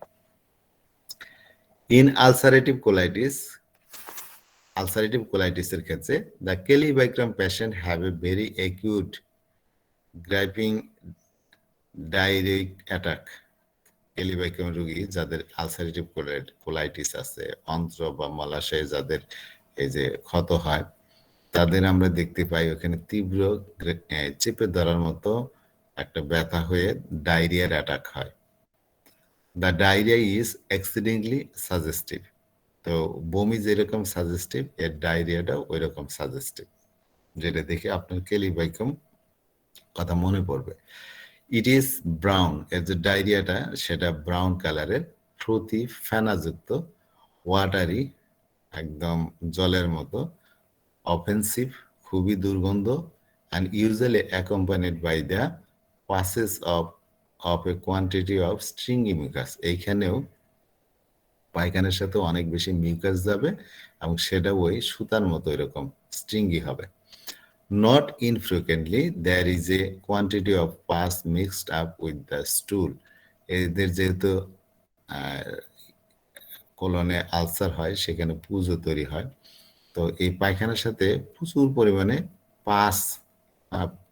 পুজ আপনি দেখবেন মিশ্রিত হয়ে থাকে। অনেক সময় এমনি বুঝতে পারবেন না, ওই যে যদি পায়খানা পরীক্ষা করা হয়, পরীক্ষার মধ্যে দেখবেন যে পাস সেল প্রচুর পরিমাণে পাবেন তাদের। তো আলসারেটিভ কোলাইটিসের রোগীদের তাদের তীব্র চেপে ধরার মতো ব্যথার সাথে ডায়রিয়ার আক্রমণ হবে, এবং ডায়রিয়াটাও এই কেলিবাইকামকে নির্দেশ করবে কিভাবে, যে ডায়রিয়াটা ব্রাউন কালারের, ডায়রিয়াটা ফেনা ফেনা পানির মতো, খুবই দুর্গন্ধযুক্ত, এবং এর সাথে প্রচুর পরিমাণে ওই স্ট্রিঙ্গি ওই মিউকাস থাকবে, এবং এর পায়খানার সাথে প্রচুর পরিমাণে পাস সেল যাবে। In the more chronic colitis case, there is often a spring aggravation in the কেলিবাইকাম patient. তো আলসারেটিভ কোলাইটিসের রোগী যেখানে সমস্যাটা আরো একটু তীব্র, আরো ক্রনিক, তো সেটা যদি কেলিবাইকামের রোগীর আলসারেটিভ কোলাইটিস হয়, সেখানে আপনি দেখবেন প্রায়ই তাদের স্প্রিং এ তাদের অ্যাগ্রাভেশন হয়। স্প্রিং তো বসন্তকাল, তাই না? বসন্তকালে তাদের এই তো সামনে এই সমস্যাটা আরো বেড়ে যায়। They are fairly comfortable during the rest of the year. বছরের অন্যান্য সময় তারা মোটামুটি কমফোর্টেবল থাকে, কিন্তু স্প্রিং আসলেই তাদের সমস্যাটা অনেক বেশি বেড়ে যায়। But each spring the condition flares up again. প্রত্যেক বসন্তকালেই সমস্যাটা আবার দেখা দেয়। And they get another bout of colicky griping, এবং ওই সময় তাদের পেটের মধ্যে অনেক ওই শুল বেদনার মতো চিপে ধরা ব্যথা হয়। আর দিস ভায়োলেন্ট ডিস্ট্রেসিং ডায়রিয়া, এবং তাদের এই মারাত্মক যন্ত্রণাকর ডায়রিয়া তখন দেখা দেয়। কেলিবাইকামের রোগীদের আলসারেটিভ কোলাইটিস হলে যে সারা বছরের সমস্যাটা তাদের থাকে, তো অন্যান্য সময়টাতে মোটামুটি কম থাকে সমস্যাটা, কিন্তু এই বসন্তকাল আসলেই সমস্যাটা আবার ফুলে ফেপে বেশি হয়ে ওঠে, তখন দেখা যায় ওইখানে ব্যথা করে এবং ওই ডায়রিয়ার আক্রমণ হয়। Quite frequently in Kelly-Bicram digestive cases, there is a history that the patient have been subject to migraine attack all their lives. তো কেলিবাইকাম রোগীদের একটা তো এর আগে পড়লাম যে তারা সারা বছরই নাকের সর্দিতে ভোগে। হ্যাঁ, আবার আরেকটা জিনিস দেখা যাচ্ছে, তারা সারা বছরই মাইগ্রেনে ভোগে। অ্যাকচুয়ালি কেলিবাইকাম রোগীরা অনেক বেশি সাইনোসাইটিসে ভোগে। হ্যাঁ, তো মাইগ্রেন পেইনও হয় তাদের, দুইটা ক্ষেত্রেই বেশি ব্যবহার হয়। সাইনোসাইটিসে প্রচুর ব্যবহার হয়, মাইগ্রেনের মধ্যেও ব্যবহার হয়। These attacks are very typical. The patient have violent sick headache. পেশেন্টের তীব্র সিক হেডেক থাকে, মানে কি হয়, প্রচন্ড মাথা ব্যথার সাথে তাদের সিক হেডেক মানে মাথা ব্যথার সাথে বমি বমি ভাব থাকে, associated with pain situated in one small spot above one I. এবং এদের যে মাথা ব্যথাটা হয় সেখানে দেখবেন একটা ছোট্ট স্পট ধরে ব্যথা হয়, যে কোনো একটা চোখের উপরে হয়, অ্যাবভ ওয়ান বাই, এক চোখের উপর হয়। অনেক সময় এই যে কপালের চোখের উপরে হয়, অনেক সময় চোখ সহ ব্যথা করে এদের। তো কেলিবাইকামের রোগী যাদের এই তীব্র মাথা ব্যথা হয়, তাদের মাথা ব্যথার সাথে কি হয়, বমি বমি ভাব হয় এবং একটা ছোট স্পট ধরে মাথা ব্যথাটা হয়, সেটা যে কোনো একটা চোখের উপরে হয়। The pain gradually becomes more and more intense, ব্যথাটা আস্তে আস্তে আরো তীব্র হইতে থাকে until it produce violent vomiting of typical stinging, যতক্ষণ না তাদের সেই টিপিক্যাল ভমিটিং, যেখানে অনেক বেশি স্ল্যাশটা থাকে এবং সুতার মতো লম্বা হয়, যেগুলো এই ধরনের বমি না হওয়া পর্যন্ত তাদের মাথা ব্যথার তীব্রতা বাড়তেই থাকে। তো কেলিব্যাকিউমের রোগী যারা যারা ডাইজেশনের সমস্যায় ভোগে কেলিব্যাকিউমের, তাদের মধ্যে আপনি প্রায় দেখবেন যে তারা বারবার এই ধরনের মাইগ্রেনে আক্রান্ত হওয়ার হিস্টোরি পাবেন।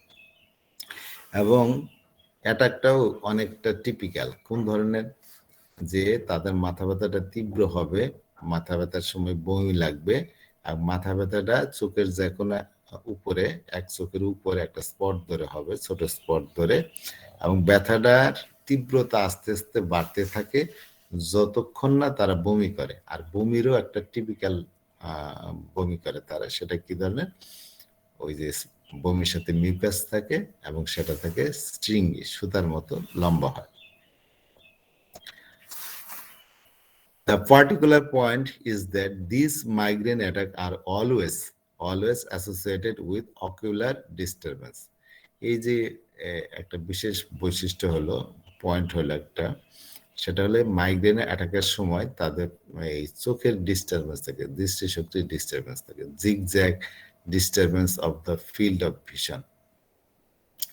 তো জিগজ্যাগ মানে আঁকা বাঁকা, disturbance of the field of vision, তার আমরা একটা চোখের দিকে চোখ মেলাইলে যে এরিয়া জুড়ে দেখি, এটা হলো চোখের ভিশনের ফিল্ড। তো এইখানে জিগজ্যাগ অবস্থা দেখে, আঁকা বাঁকা ভাবে দেখে, যে মানুষের যে ভিশনের যে ফিল্ড থাকে, এই ফিল্ডটা জিগজ্যাগ থাকে, আঁকা বাঁকা থাকে, পার্টিকুলার ব্লাইন্ডনেস থাকে, পার্শিয়াল ব্লাইন্ডনেস থাকে, or sometimes of that nature preceding the onset of the acute pain.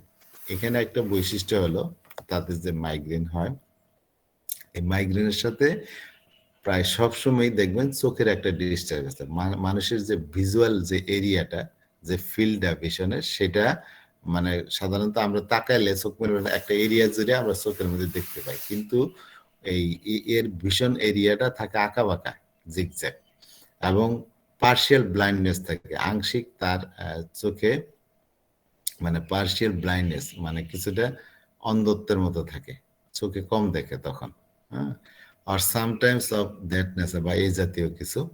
তো এটা শুরু হয় কখন, যখন তীব্র মাত্রার ব্যথাটা শুরু হইতে যাবে, সেই অনসেটের সময়, শুরুর দিকে তাদের এই চোখের এই ডিস্টারবেন্সটা থাকে। তো এছাড়া আর কোন মেডিসিন আছে যে মাথা ব্যথার সময় চোখে দেখে না? কেউ আরেকটা ওষুধের নাম কইতে পারবেন?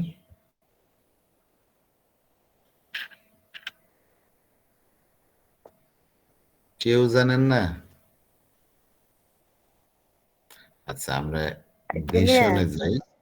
হ্যাঁ, ভিশনে যাই যদি দেখি, লস অফ ভিশন, হেডেক, এখানে কয়েকটা অবস্থা আছে, দেখেন। এটার জন্য সবচেয়ে বড় মেডিসিন হলো মেলিলোটাস। চোখ যখন তীব্র মাথা ব্যথা হয় তখন চোখে দেখে না, হ্যাঁ। তো এই মাথা ব্যথার এই কেলিব্যাকিউমে বলছে যখন মাথা ব্যথাটা শুরু হয় অ্যাট দ্য বিগিনিং, অনসেটের সময়, আমরা দেখেন হেডেক অ্যাট বিগিনিং অফ, এখানে কেলিব্যাকিউম আছে, অথবা হেডেক বিফোরে, এখানে কেলিব্যাকিউম আছে। আরেকটা ওষুধ আছে, সেটা হলো আইরিস ভার্স, যেটা মাথা ব্যথা শুরু হওয়ার আগে যে তাদের চোখে প্রথমে চোখে ঝাপসা দেখে, চোখ দেখে না ভালো। আরো অনেকগুলা মেডিসিন আছে। কেলিব্যাকিউম, এই যে দেখেন মাথা ব্যথার সময় কেলিব্যাকিউম সেকেন্ড গ্রেডে। তো মেলিলোটাসটা খুব একটা বড় মেডিসিন। এদের প্রায় কি হয়, নাক থেকেও রক্ত পড়ে, মাথা ব্যথার সাথে নাক থেকেও রক্ত পড়ে। ন্যাট্রামিউর, সিপিআর, অনেকগুলা মেডিসিন আছে।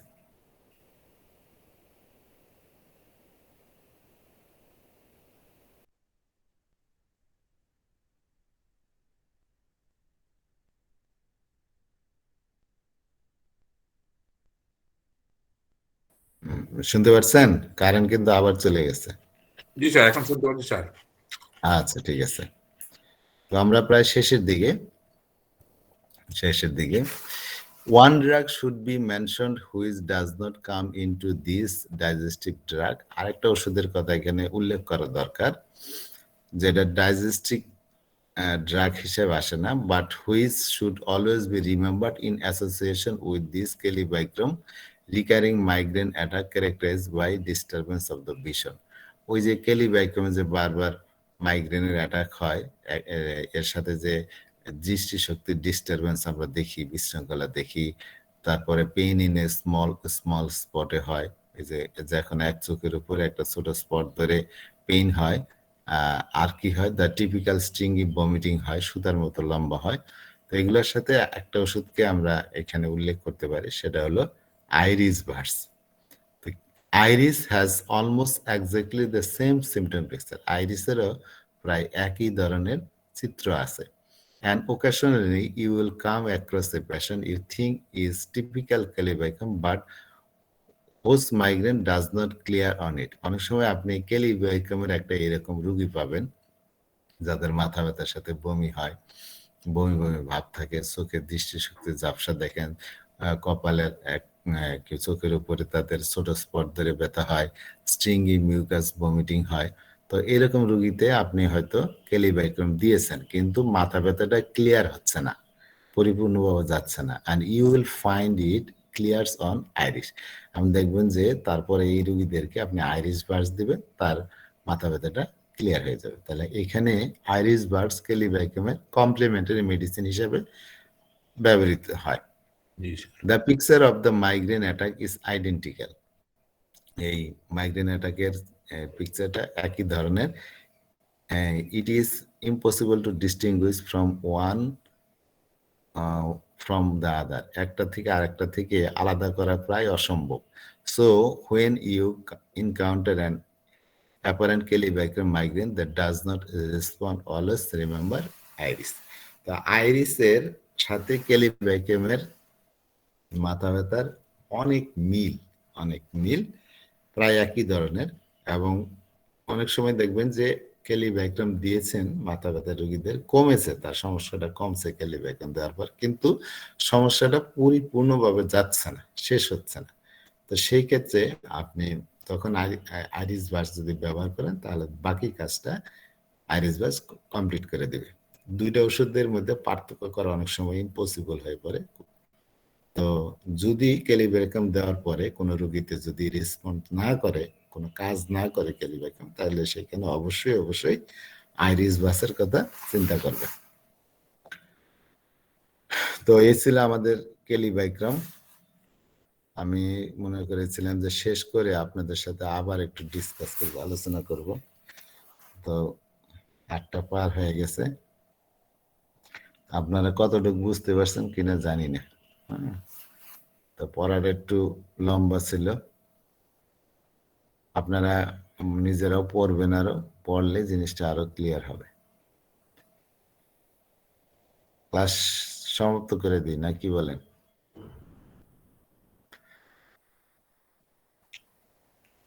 স্যার আলহামদুলিল্লাহ আমরা আছি। সবাই মনে হয় ঘুমাচ্ছে আজকে, কারো কোনো রেসপন্স নাই, সবাই না স্যার, সন্ধ্যা হয়েছে তো স্যার। স্যার স্যার ঘুরে ফিরে 3টা কথা মনে পড়তেছে sir. Result sir, vomiting, diarrhoea, সব জায়গাতে স্টিক ভাব থাকবে স্যার। আর আঙ্গুলের ব্যথা, মানে আঙ্গুল দিয়ে দেখার মতো ব্যথা। আর জি, আর জিহ্বার লক্ষণ হচ্ছে জিহ্বা থাকবে মোটা, লিভাবৃত, গোড়ার দিকে অবস্থাটা, এবং অনেক সময় দেখা যাচ্ছে যে চকচকে দেখা যায়, একেবারে পরিষ্কার লাল চকচকে অবস্থা হয় যখন তার ভিতরে আলসার দেখা যায়, এই অবস্থায় এরকম হয়। এই ধরনের আর কি কথা, অল্প কয়েক কথা ইনশাল্লাহ আমাদের, এটা যদি অনেক বড় মেডিসিন। জি সহজ করে বলা যায়, হ্যাঁ, একদম সিম্পল করে। একটা হলো, আমি যদি একটু আবার বলি আপনাদেরকে, লম্বা পড়া আর কি, 3টা কন্ডিশনের কথা বলছে যেখানে কেলিবাইক্যাম সাধারণত ব্যবহার হয়। একটা হচ্ছে সাধারণ ক্যাটারাল গ্যাস্ট্রাইটিস, তাই না? বা এন্টারাইটিস বা গ্যাস্ট্রোডিউডেনাল ক্যাটার যেটাই বলি, একটা অবস্থা। আরেকটা অবস্থা হলো তার গ্যাস্ট্রিক স্টোমাকের আলসারেশন আলসার। গ্যাস্ট্রিক হ্যাঁ, আরেকটা স্টোমাকের আলসার। এবং আলসার স্টোমাকের আলসারটা কোথায় হয় বেশি? পাইলোরাসের ওইখানে হয়। আর থার্ড ছিল আলসারেটিভ কোলাইটিস। হ্যাঁ, তিনটা ক্ষেত্রে সাধারণত বেশি পাওয়া হয়। আর রুগীরা কেমন থাকে? একটু ফেটি থাকে, মোটা থাকে এবং ওরা অলস থাকে, পেটি অলস থাকে। এবং অস্থিরতা থাকে, বিমর্ষ থাকে, বেশি কথা বলতে চায় না এরা, এই ধরনের রোগীরা। ঠিক আছে, সারা জীবনই তারা এই নাকের সর্দিতে ভোগে। ঠিক আছে, আর নাকের গোড়ার দিকে মনে হয় যে আটকে আছে, এরকম এরকম। আর এই সর্দিগুলো থাকে সবসময় স্টিকি। আর এরা বাতের সমস্যায় ভুগলে কি হয়? এই বাতের ব্যথাটা হচ্ছে ওয়ান্ডারিং টাইপ, ওয়ান্ডারিং এক পেইন জায়গায় হয়। স্থির থাকে। হ্যাঁ, বাতের ব্যথা ঘোরাফেরা করে এবং সেটাও রাস্ট্রাক্সের মতো সঞ্চালনে উপশম হয়। তো রুগী এমনি ফ্যাকাশে থাকলেও এদের চেহারার মধ্যে বা স্কিনে আপনি দেখবেন অনেকগুলো ফুসকুড়ি, ওই ব্রণ এগুলো ওঠে বেশি। আর এর জিহ্বা দুই ধরনের। যদি সাধারণ গ্যাস্ট্রাইটিসে সে ভোগে ক্যাটারাল কন্ডিশনে, তাহলে জিহ্বাটা থাকে, তখন জিহ্বায় আবরণ দেখতে পাবো, এবং আবরণটা জিহ্বার গোড়ার দিকে বেশি হয়, এবং সেটা হলদেও হইতে পারে, সাদাও হইতে পারে। আর রুগীর মুখে নানান ধরনের টেস্ট থাকে, তিতা টেস্ট বা মিষ্টি টেস্ট বা ফ্ল্যাট, মানে কোন একদম নিরস, কোনো কিছু মজা পায় না, এরকম। আচ্ছা, অফেন্সিভ ঠিক। আর যদি আলসারেটিভ কন্ডিশন থাকে, তাহলে সেইখানে আমরা জিহ্বাটা আবার দেখবো অন্যরকম। সেখানে জিহ্বা শুষ্ক থাকবে, মসৃণ থাকবে, আর জিহ্বাটা যেন একদম গ্লেজ, জিহ্বা চকচক করবে, এরকম লাল থাকবে। তো এই ধরনের রোগীদের ক্ষুধা তো থাকে না, বিশেষ করে সকালবেলা তাদের খাওয়ার রুচি একদম থাকে না। এমন দেখা যায় যে সকালে নাস্তা খেতে নিছে, কিছু খেয়ে আর খেতে পারতেছে না, খাবার রেখে রেখে চলে দেয়। গেছে। জি। তো অর্ধেক খাবার খেয়ে রেখে সকালবেলা দেয়। জি। সকালবেলা তাদের বমি বমি ভাব লাগে। আচ্ছা, আর খাওয়ার পরে পেটটা যেন একদম ফুলে গেছে, আর জেনারেল ম্যালাইস থাকে, আবার অনেক সময় খুব শীত শীত লাগে, খাওয়ার পরে তাদের শীত শীত লাগে। হ্যাঁ, এই একটা অবস্থা থাকে, এবং প্রায় দেখা যায় তাদের বমি বমি লাগে এবং বমিও করে। এবং বমিটা বমির একটা বৈশিষ্ট্য আছে যেটা কেলিব্যাঙ্ককে নির্দেশ করে, সেটা হলো প্রচুর রক্ত পরিমাণে মিশ্রিত মিউকাস থাকে, প্রচুর পরিমাণে মিউকাস থাকে, এবং এটা বের করা কষ্ট। অনেক সময় দেখা যায় মুখ থেকে সুতার মতো ঝুলে আছে, এরকম। আরেকটা অদ্ভুত লক্ষণ বলছে, এর মনে হয় সফট প্যালেটের মধ্যে কিছু একটা ফরেন বডি আছে, বা একটা চুল আছে ওইখানে। অনেক সময় এটা মিউকাসের একটা স্ট্রিং ওইখানে ঝুলে থাকে, যার কারণে তাদের বমি বমি ভাব হয়। তো কেলিব্যাকিউম রোগীদের স্টোমাকের মধ্যে অনেক বেশি জ্বালা করে, অনেক সময় ছিঁড়ে ফেলার মতো ব্যথা হয়, সেটা পিছনের দিকে চলে যায়, দুই স্কেপুলার মাঝামাঝি রাইট জায়গায়। স্ক্যাপুলার মাঝখানে। জি, আর মুখ থেকে তখন পানি ওঠে তাদের। আচ্ছা, দিনের বেলায় তাদের কি বলে, এই যে ক্ষুধা থাকে না, এটা তো আছে, কিন্তু আবার আরেকটা সমস্যাও আছে। দেখা যায় যে যদি একদম পেটে কোনো খাবার না থাকে, তাহলে তাদের একটা পেটটা খালি খালি লাগে, এক অজ্ঞান অবস্থা লাগে। তখন সামান্য একটু খাইলে আবার উপশম হয়, অল্প খাইলে, বেশি না। কেলিব্যাকিউম রোগীরা পিপাসা থাকে অনেক বেশি, এবং তাদের টক জাতীয় খাবার, তিতা জাতীয় খাবার এগুলো পছন্দ, টক তিতা, এবং বিয়ারও খাইতেও তাদের পছন্দ। তো তাদের যদি আলসার হয়, যেটা সমস্যা বাড়ে। হ্যাঁ, যেটা পাইলোরিক এন্ডে হয় স্টোমাকের, তাদের ক্ষেত্রে কি হয়, খাবার খাওয়ার 3 ঘন্টা পরে যেয়ে আবার একটা হাঙ্গার পেইন হয়। আচ্ছা, তো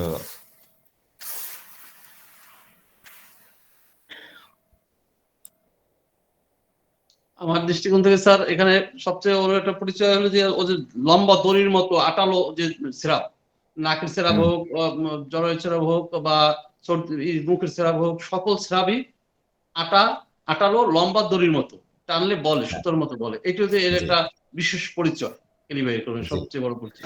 কেলিব্যাকিউম যারা বিয়ার খায় তাদের জন্য প্রায় স্পেসিফিক ভাবে নির্দেশিত হয়, এবং ওই বিয়ার খাওয়া রোগীদের যাদের গ্যাস্ট্রাইটিসের সমস্যায় ভুগে, তাদের ক্ষেত্রে এই ওষুধটা দিলে গ্যাস্ট্রাইটিস তো কমে, একই সাথে তাদের বিয়ার খাওয়ার যে ইচ্ছা সেটাও কমে যায়। তাও কমে। হ্যাঁ, আর যাদের আলসারেটিভ কোলাইটিস আছে তাদের তো প্রায় মাঝে মাঝেই কি হয়, ওই ডায়রিয়ার আক্রমণ হয়, এবং ডায়রিয়াটা ওই ওই এর মতো, এখানে রতে খুবই দুর্গন্ধ থাকে, ফ্রথি থাকে, জলের রতে মতো থাকে, এবং এর সাথে প্রচুর পরিমাণ মিউকাস মিশ্রিত থাকে, পাসও মিশ্রিত থাকে। মিউকাস থাকলে ওই স্ট্রিঙ্গি হবে। আর আলসারেটিভ কোলাইটিসটা প্রত্যেক বসন্তকালে যায় তাদের বাড়ে। আচ্ছা, তো এই ধরনের দেখা রোগী দেয়। যারা আছে তাদের তো একটা বললাম সর্দি কাশিতে যেরকম ভোগে, আবার এরা আবার মাইগ্রেনের সমস্যাতেও ভোগে, এবং মাইগ্রেন হলে বমি বমি ভাব লাগে। বেশি হ্যাঁ, এবং চোখের উপরে একটা স্পটে তাদের ব্যথা হয়, এবং ব্যথা আস্তে আস্তে তার তীব্রতা বাড়তে থাকে যতক্ষণ না তারা বমি করে। আর বমিটা ওই টিপিক্যাল বমি, ওই স্ট্রিঙ্গি মিউকাস মিশ্রিত থাকে। এবং এই যে মাথা ব্যথার সাথে বা শুরুর দিকে তাদের ওই যে চোখের দৃষ্টির আমরা একটা ডিস্টারবেন্স দেখতে পাই, পার্শিয়াল ব্লাইন্ডনেস দেখা দেয় তাদের। এবং তাদের যে এই মাথা ব্যথার সমস্যার সাথে আরেকটা ওষুধের মিল আছে খুব, সেটা হলো আইরিস ভার্স, এবং অনেক সময় দুটো ওষুধে আলাদা করা যায় না। অনেক সময় ক্যালিব্যাক্রাম দিলে রুগী দেখা যায় পরিপূর্ণ সুস্থ হচ্ছে না, তখন আইরিস ভার্স দিলে সে পরিপূর্ণ সুস্থ হয়। আবার অনেক সময় ক্যালিব্যাক্রাম দিবেন, দেখা গেল যে ক্যালিব্যাক্রাম রোগীর কোনো উপকার হচ্ছে না, সেখানে আইরিস ভার্সের কথা চিন্তা করবেন।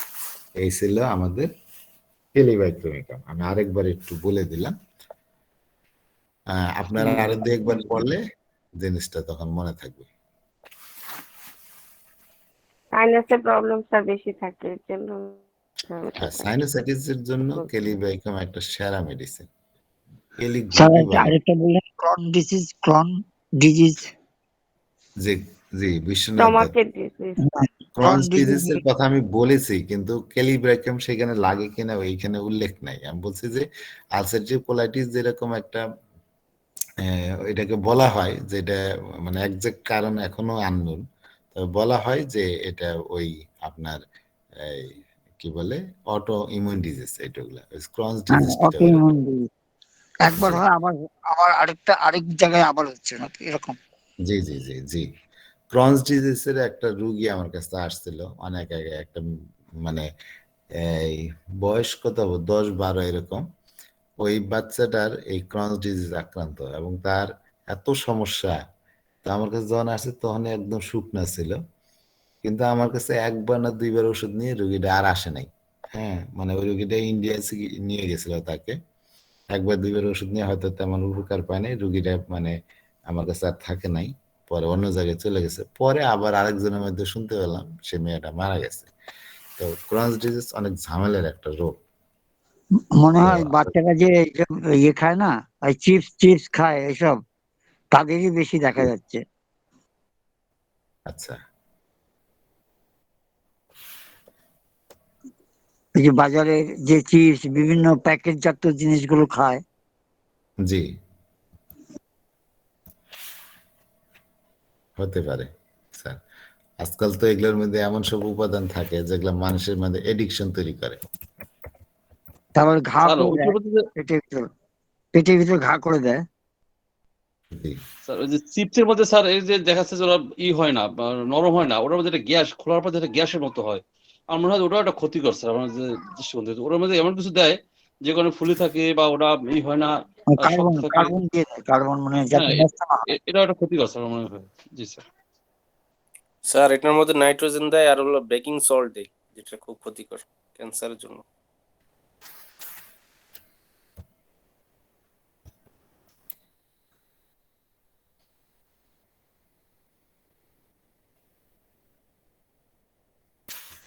অ্যাবডোমেনে যে আপনি দেখবেন একটা রুব্রিক্স আছে ক্রনস ডিজিজ, সেখানে দেখতে বলছে inflammation of the colon, inflammation of the intestine. তো আসলে রোগের নাম ধরে এগুলো চিকিৎসা হবে না, এগুলো আপনাকে রোগীর বৈশিষ্ট্য দিয়ে চিকিৎসা করতে হবে।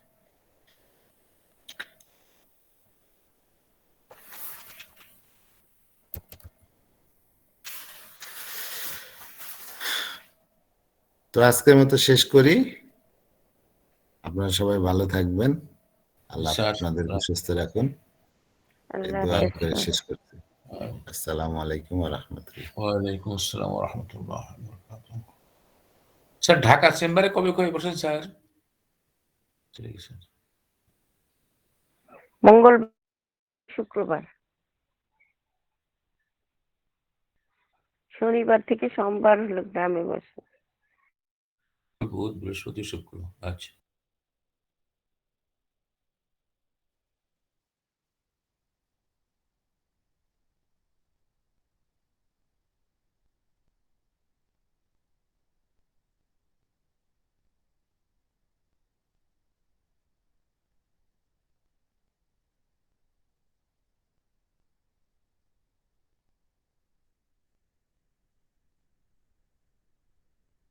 কামরুল স্যার, জোয়াদ্দার স্যার আসেনি আজকে?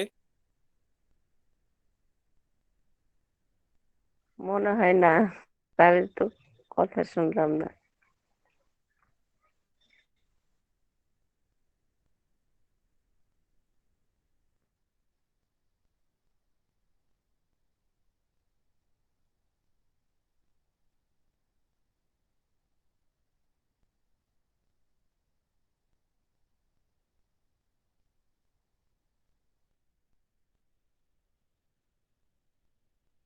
আসসালামু আলাইকুম কামরুল স্যার।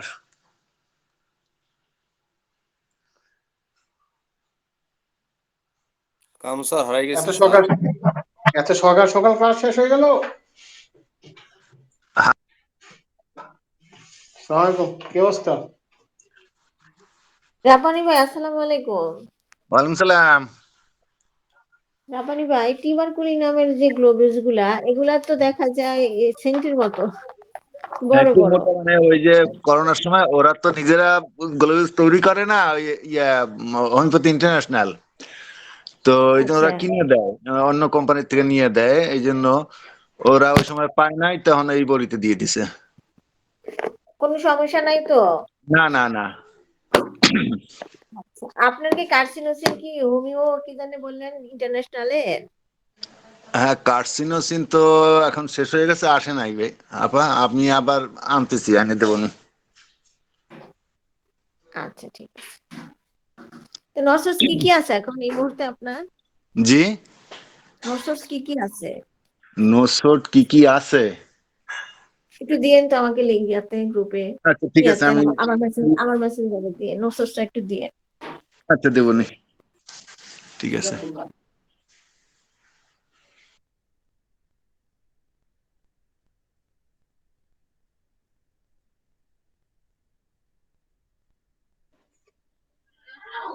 খালি ওষুধের জন্য রব্বানি ভাইয়ের পিছনে করেন, আমার পিছনে করতে পারেন না আপনারা? আমার কাছে আসেন, বিকালে আসেন, আমি ফ্রি দিব, তুমি টাকা লাগবে না। আপনার কাছে যাওয়ার টিকিটটা পাঠিয়ে দেন, আরে আমি যাবো স্বপ্নের না। মাধ্যমে আসলে স্বপ্নের মাধ্যমে, ভাইব্রেশনের মাধ্যমে আফজাল ভাইয়ের কাছে করেন, ভাইব্রেশনের মাধ্যমে পাঠিয়ে দিব। আরেকজন তো ভাইব্রেশনের ওষুধ বানায়, তাহলে তো চুল পাঠাই দিতে হবো নাকি?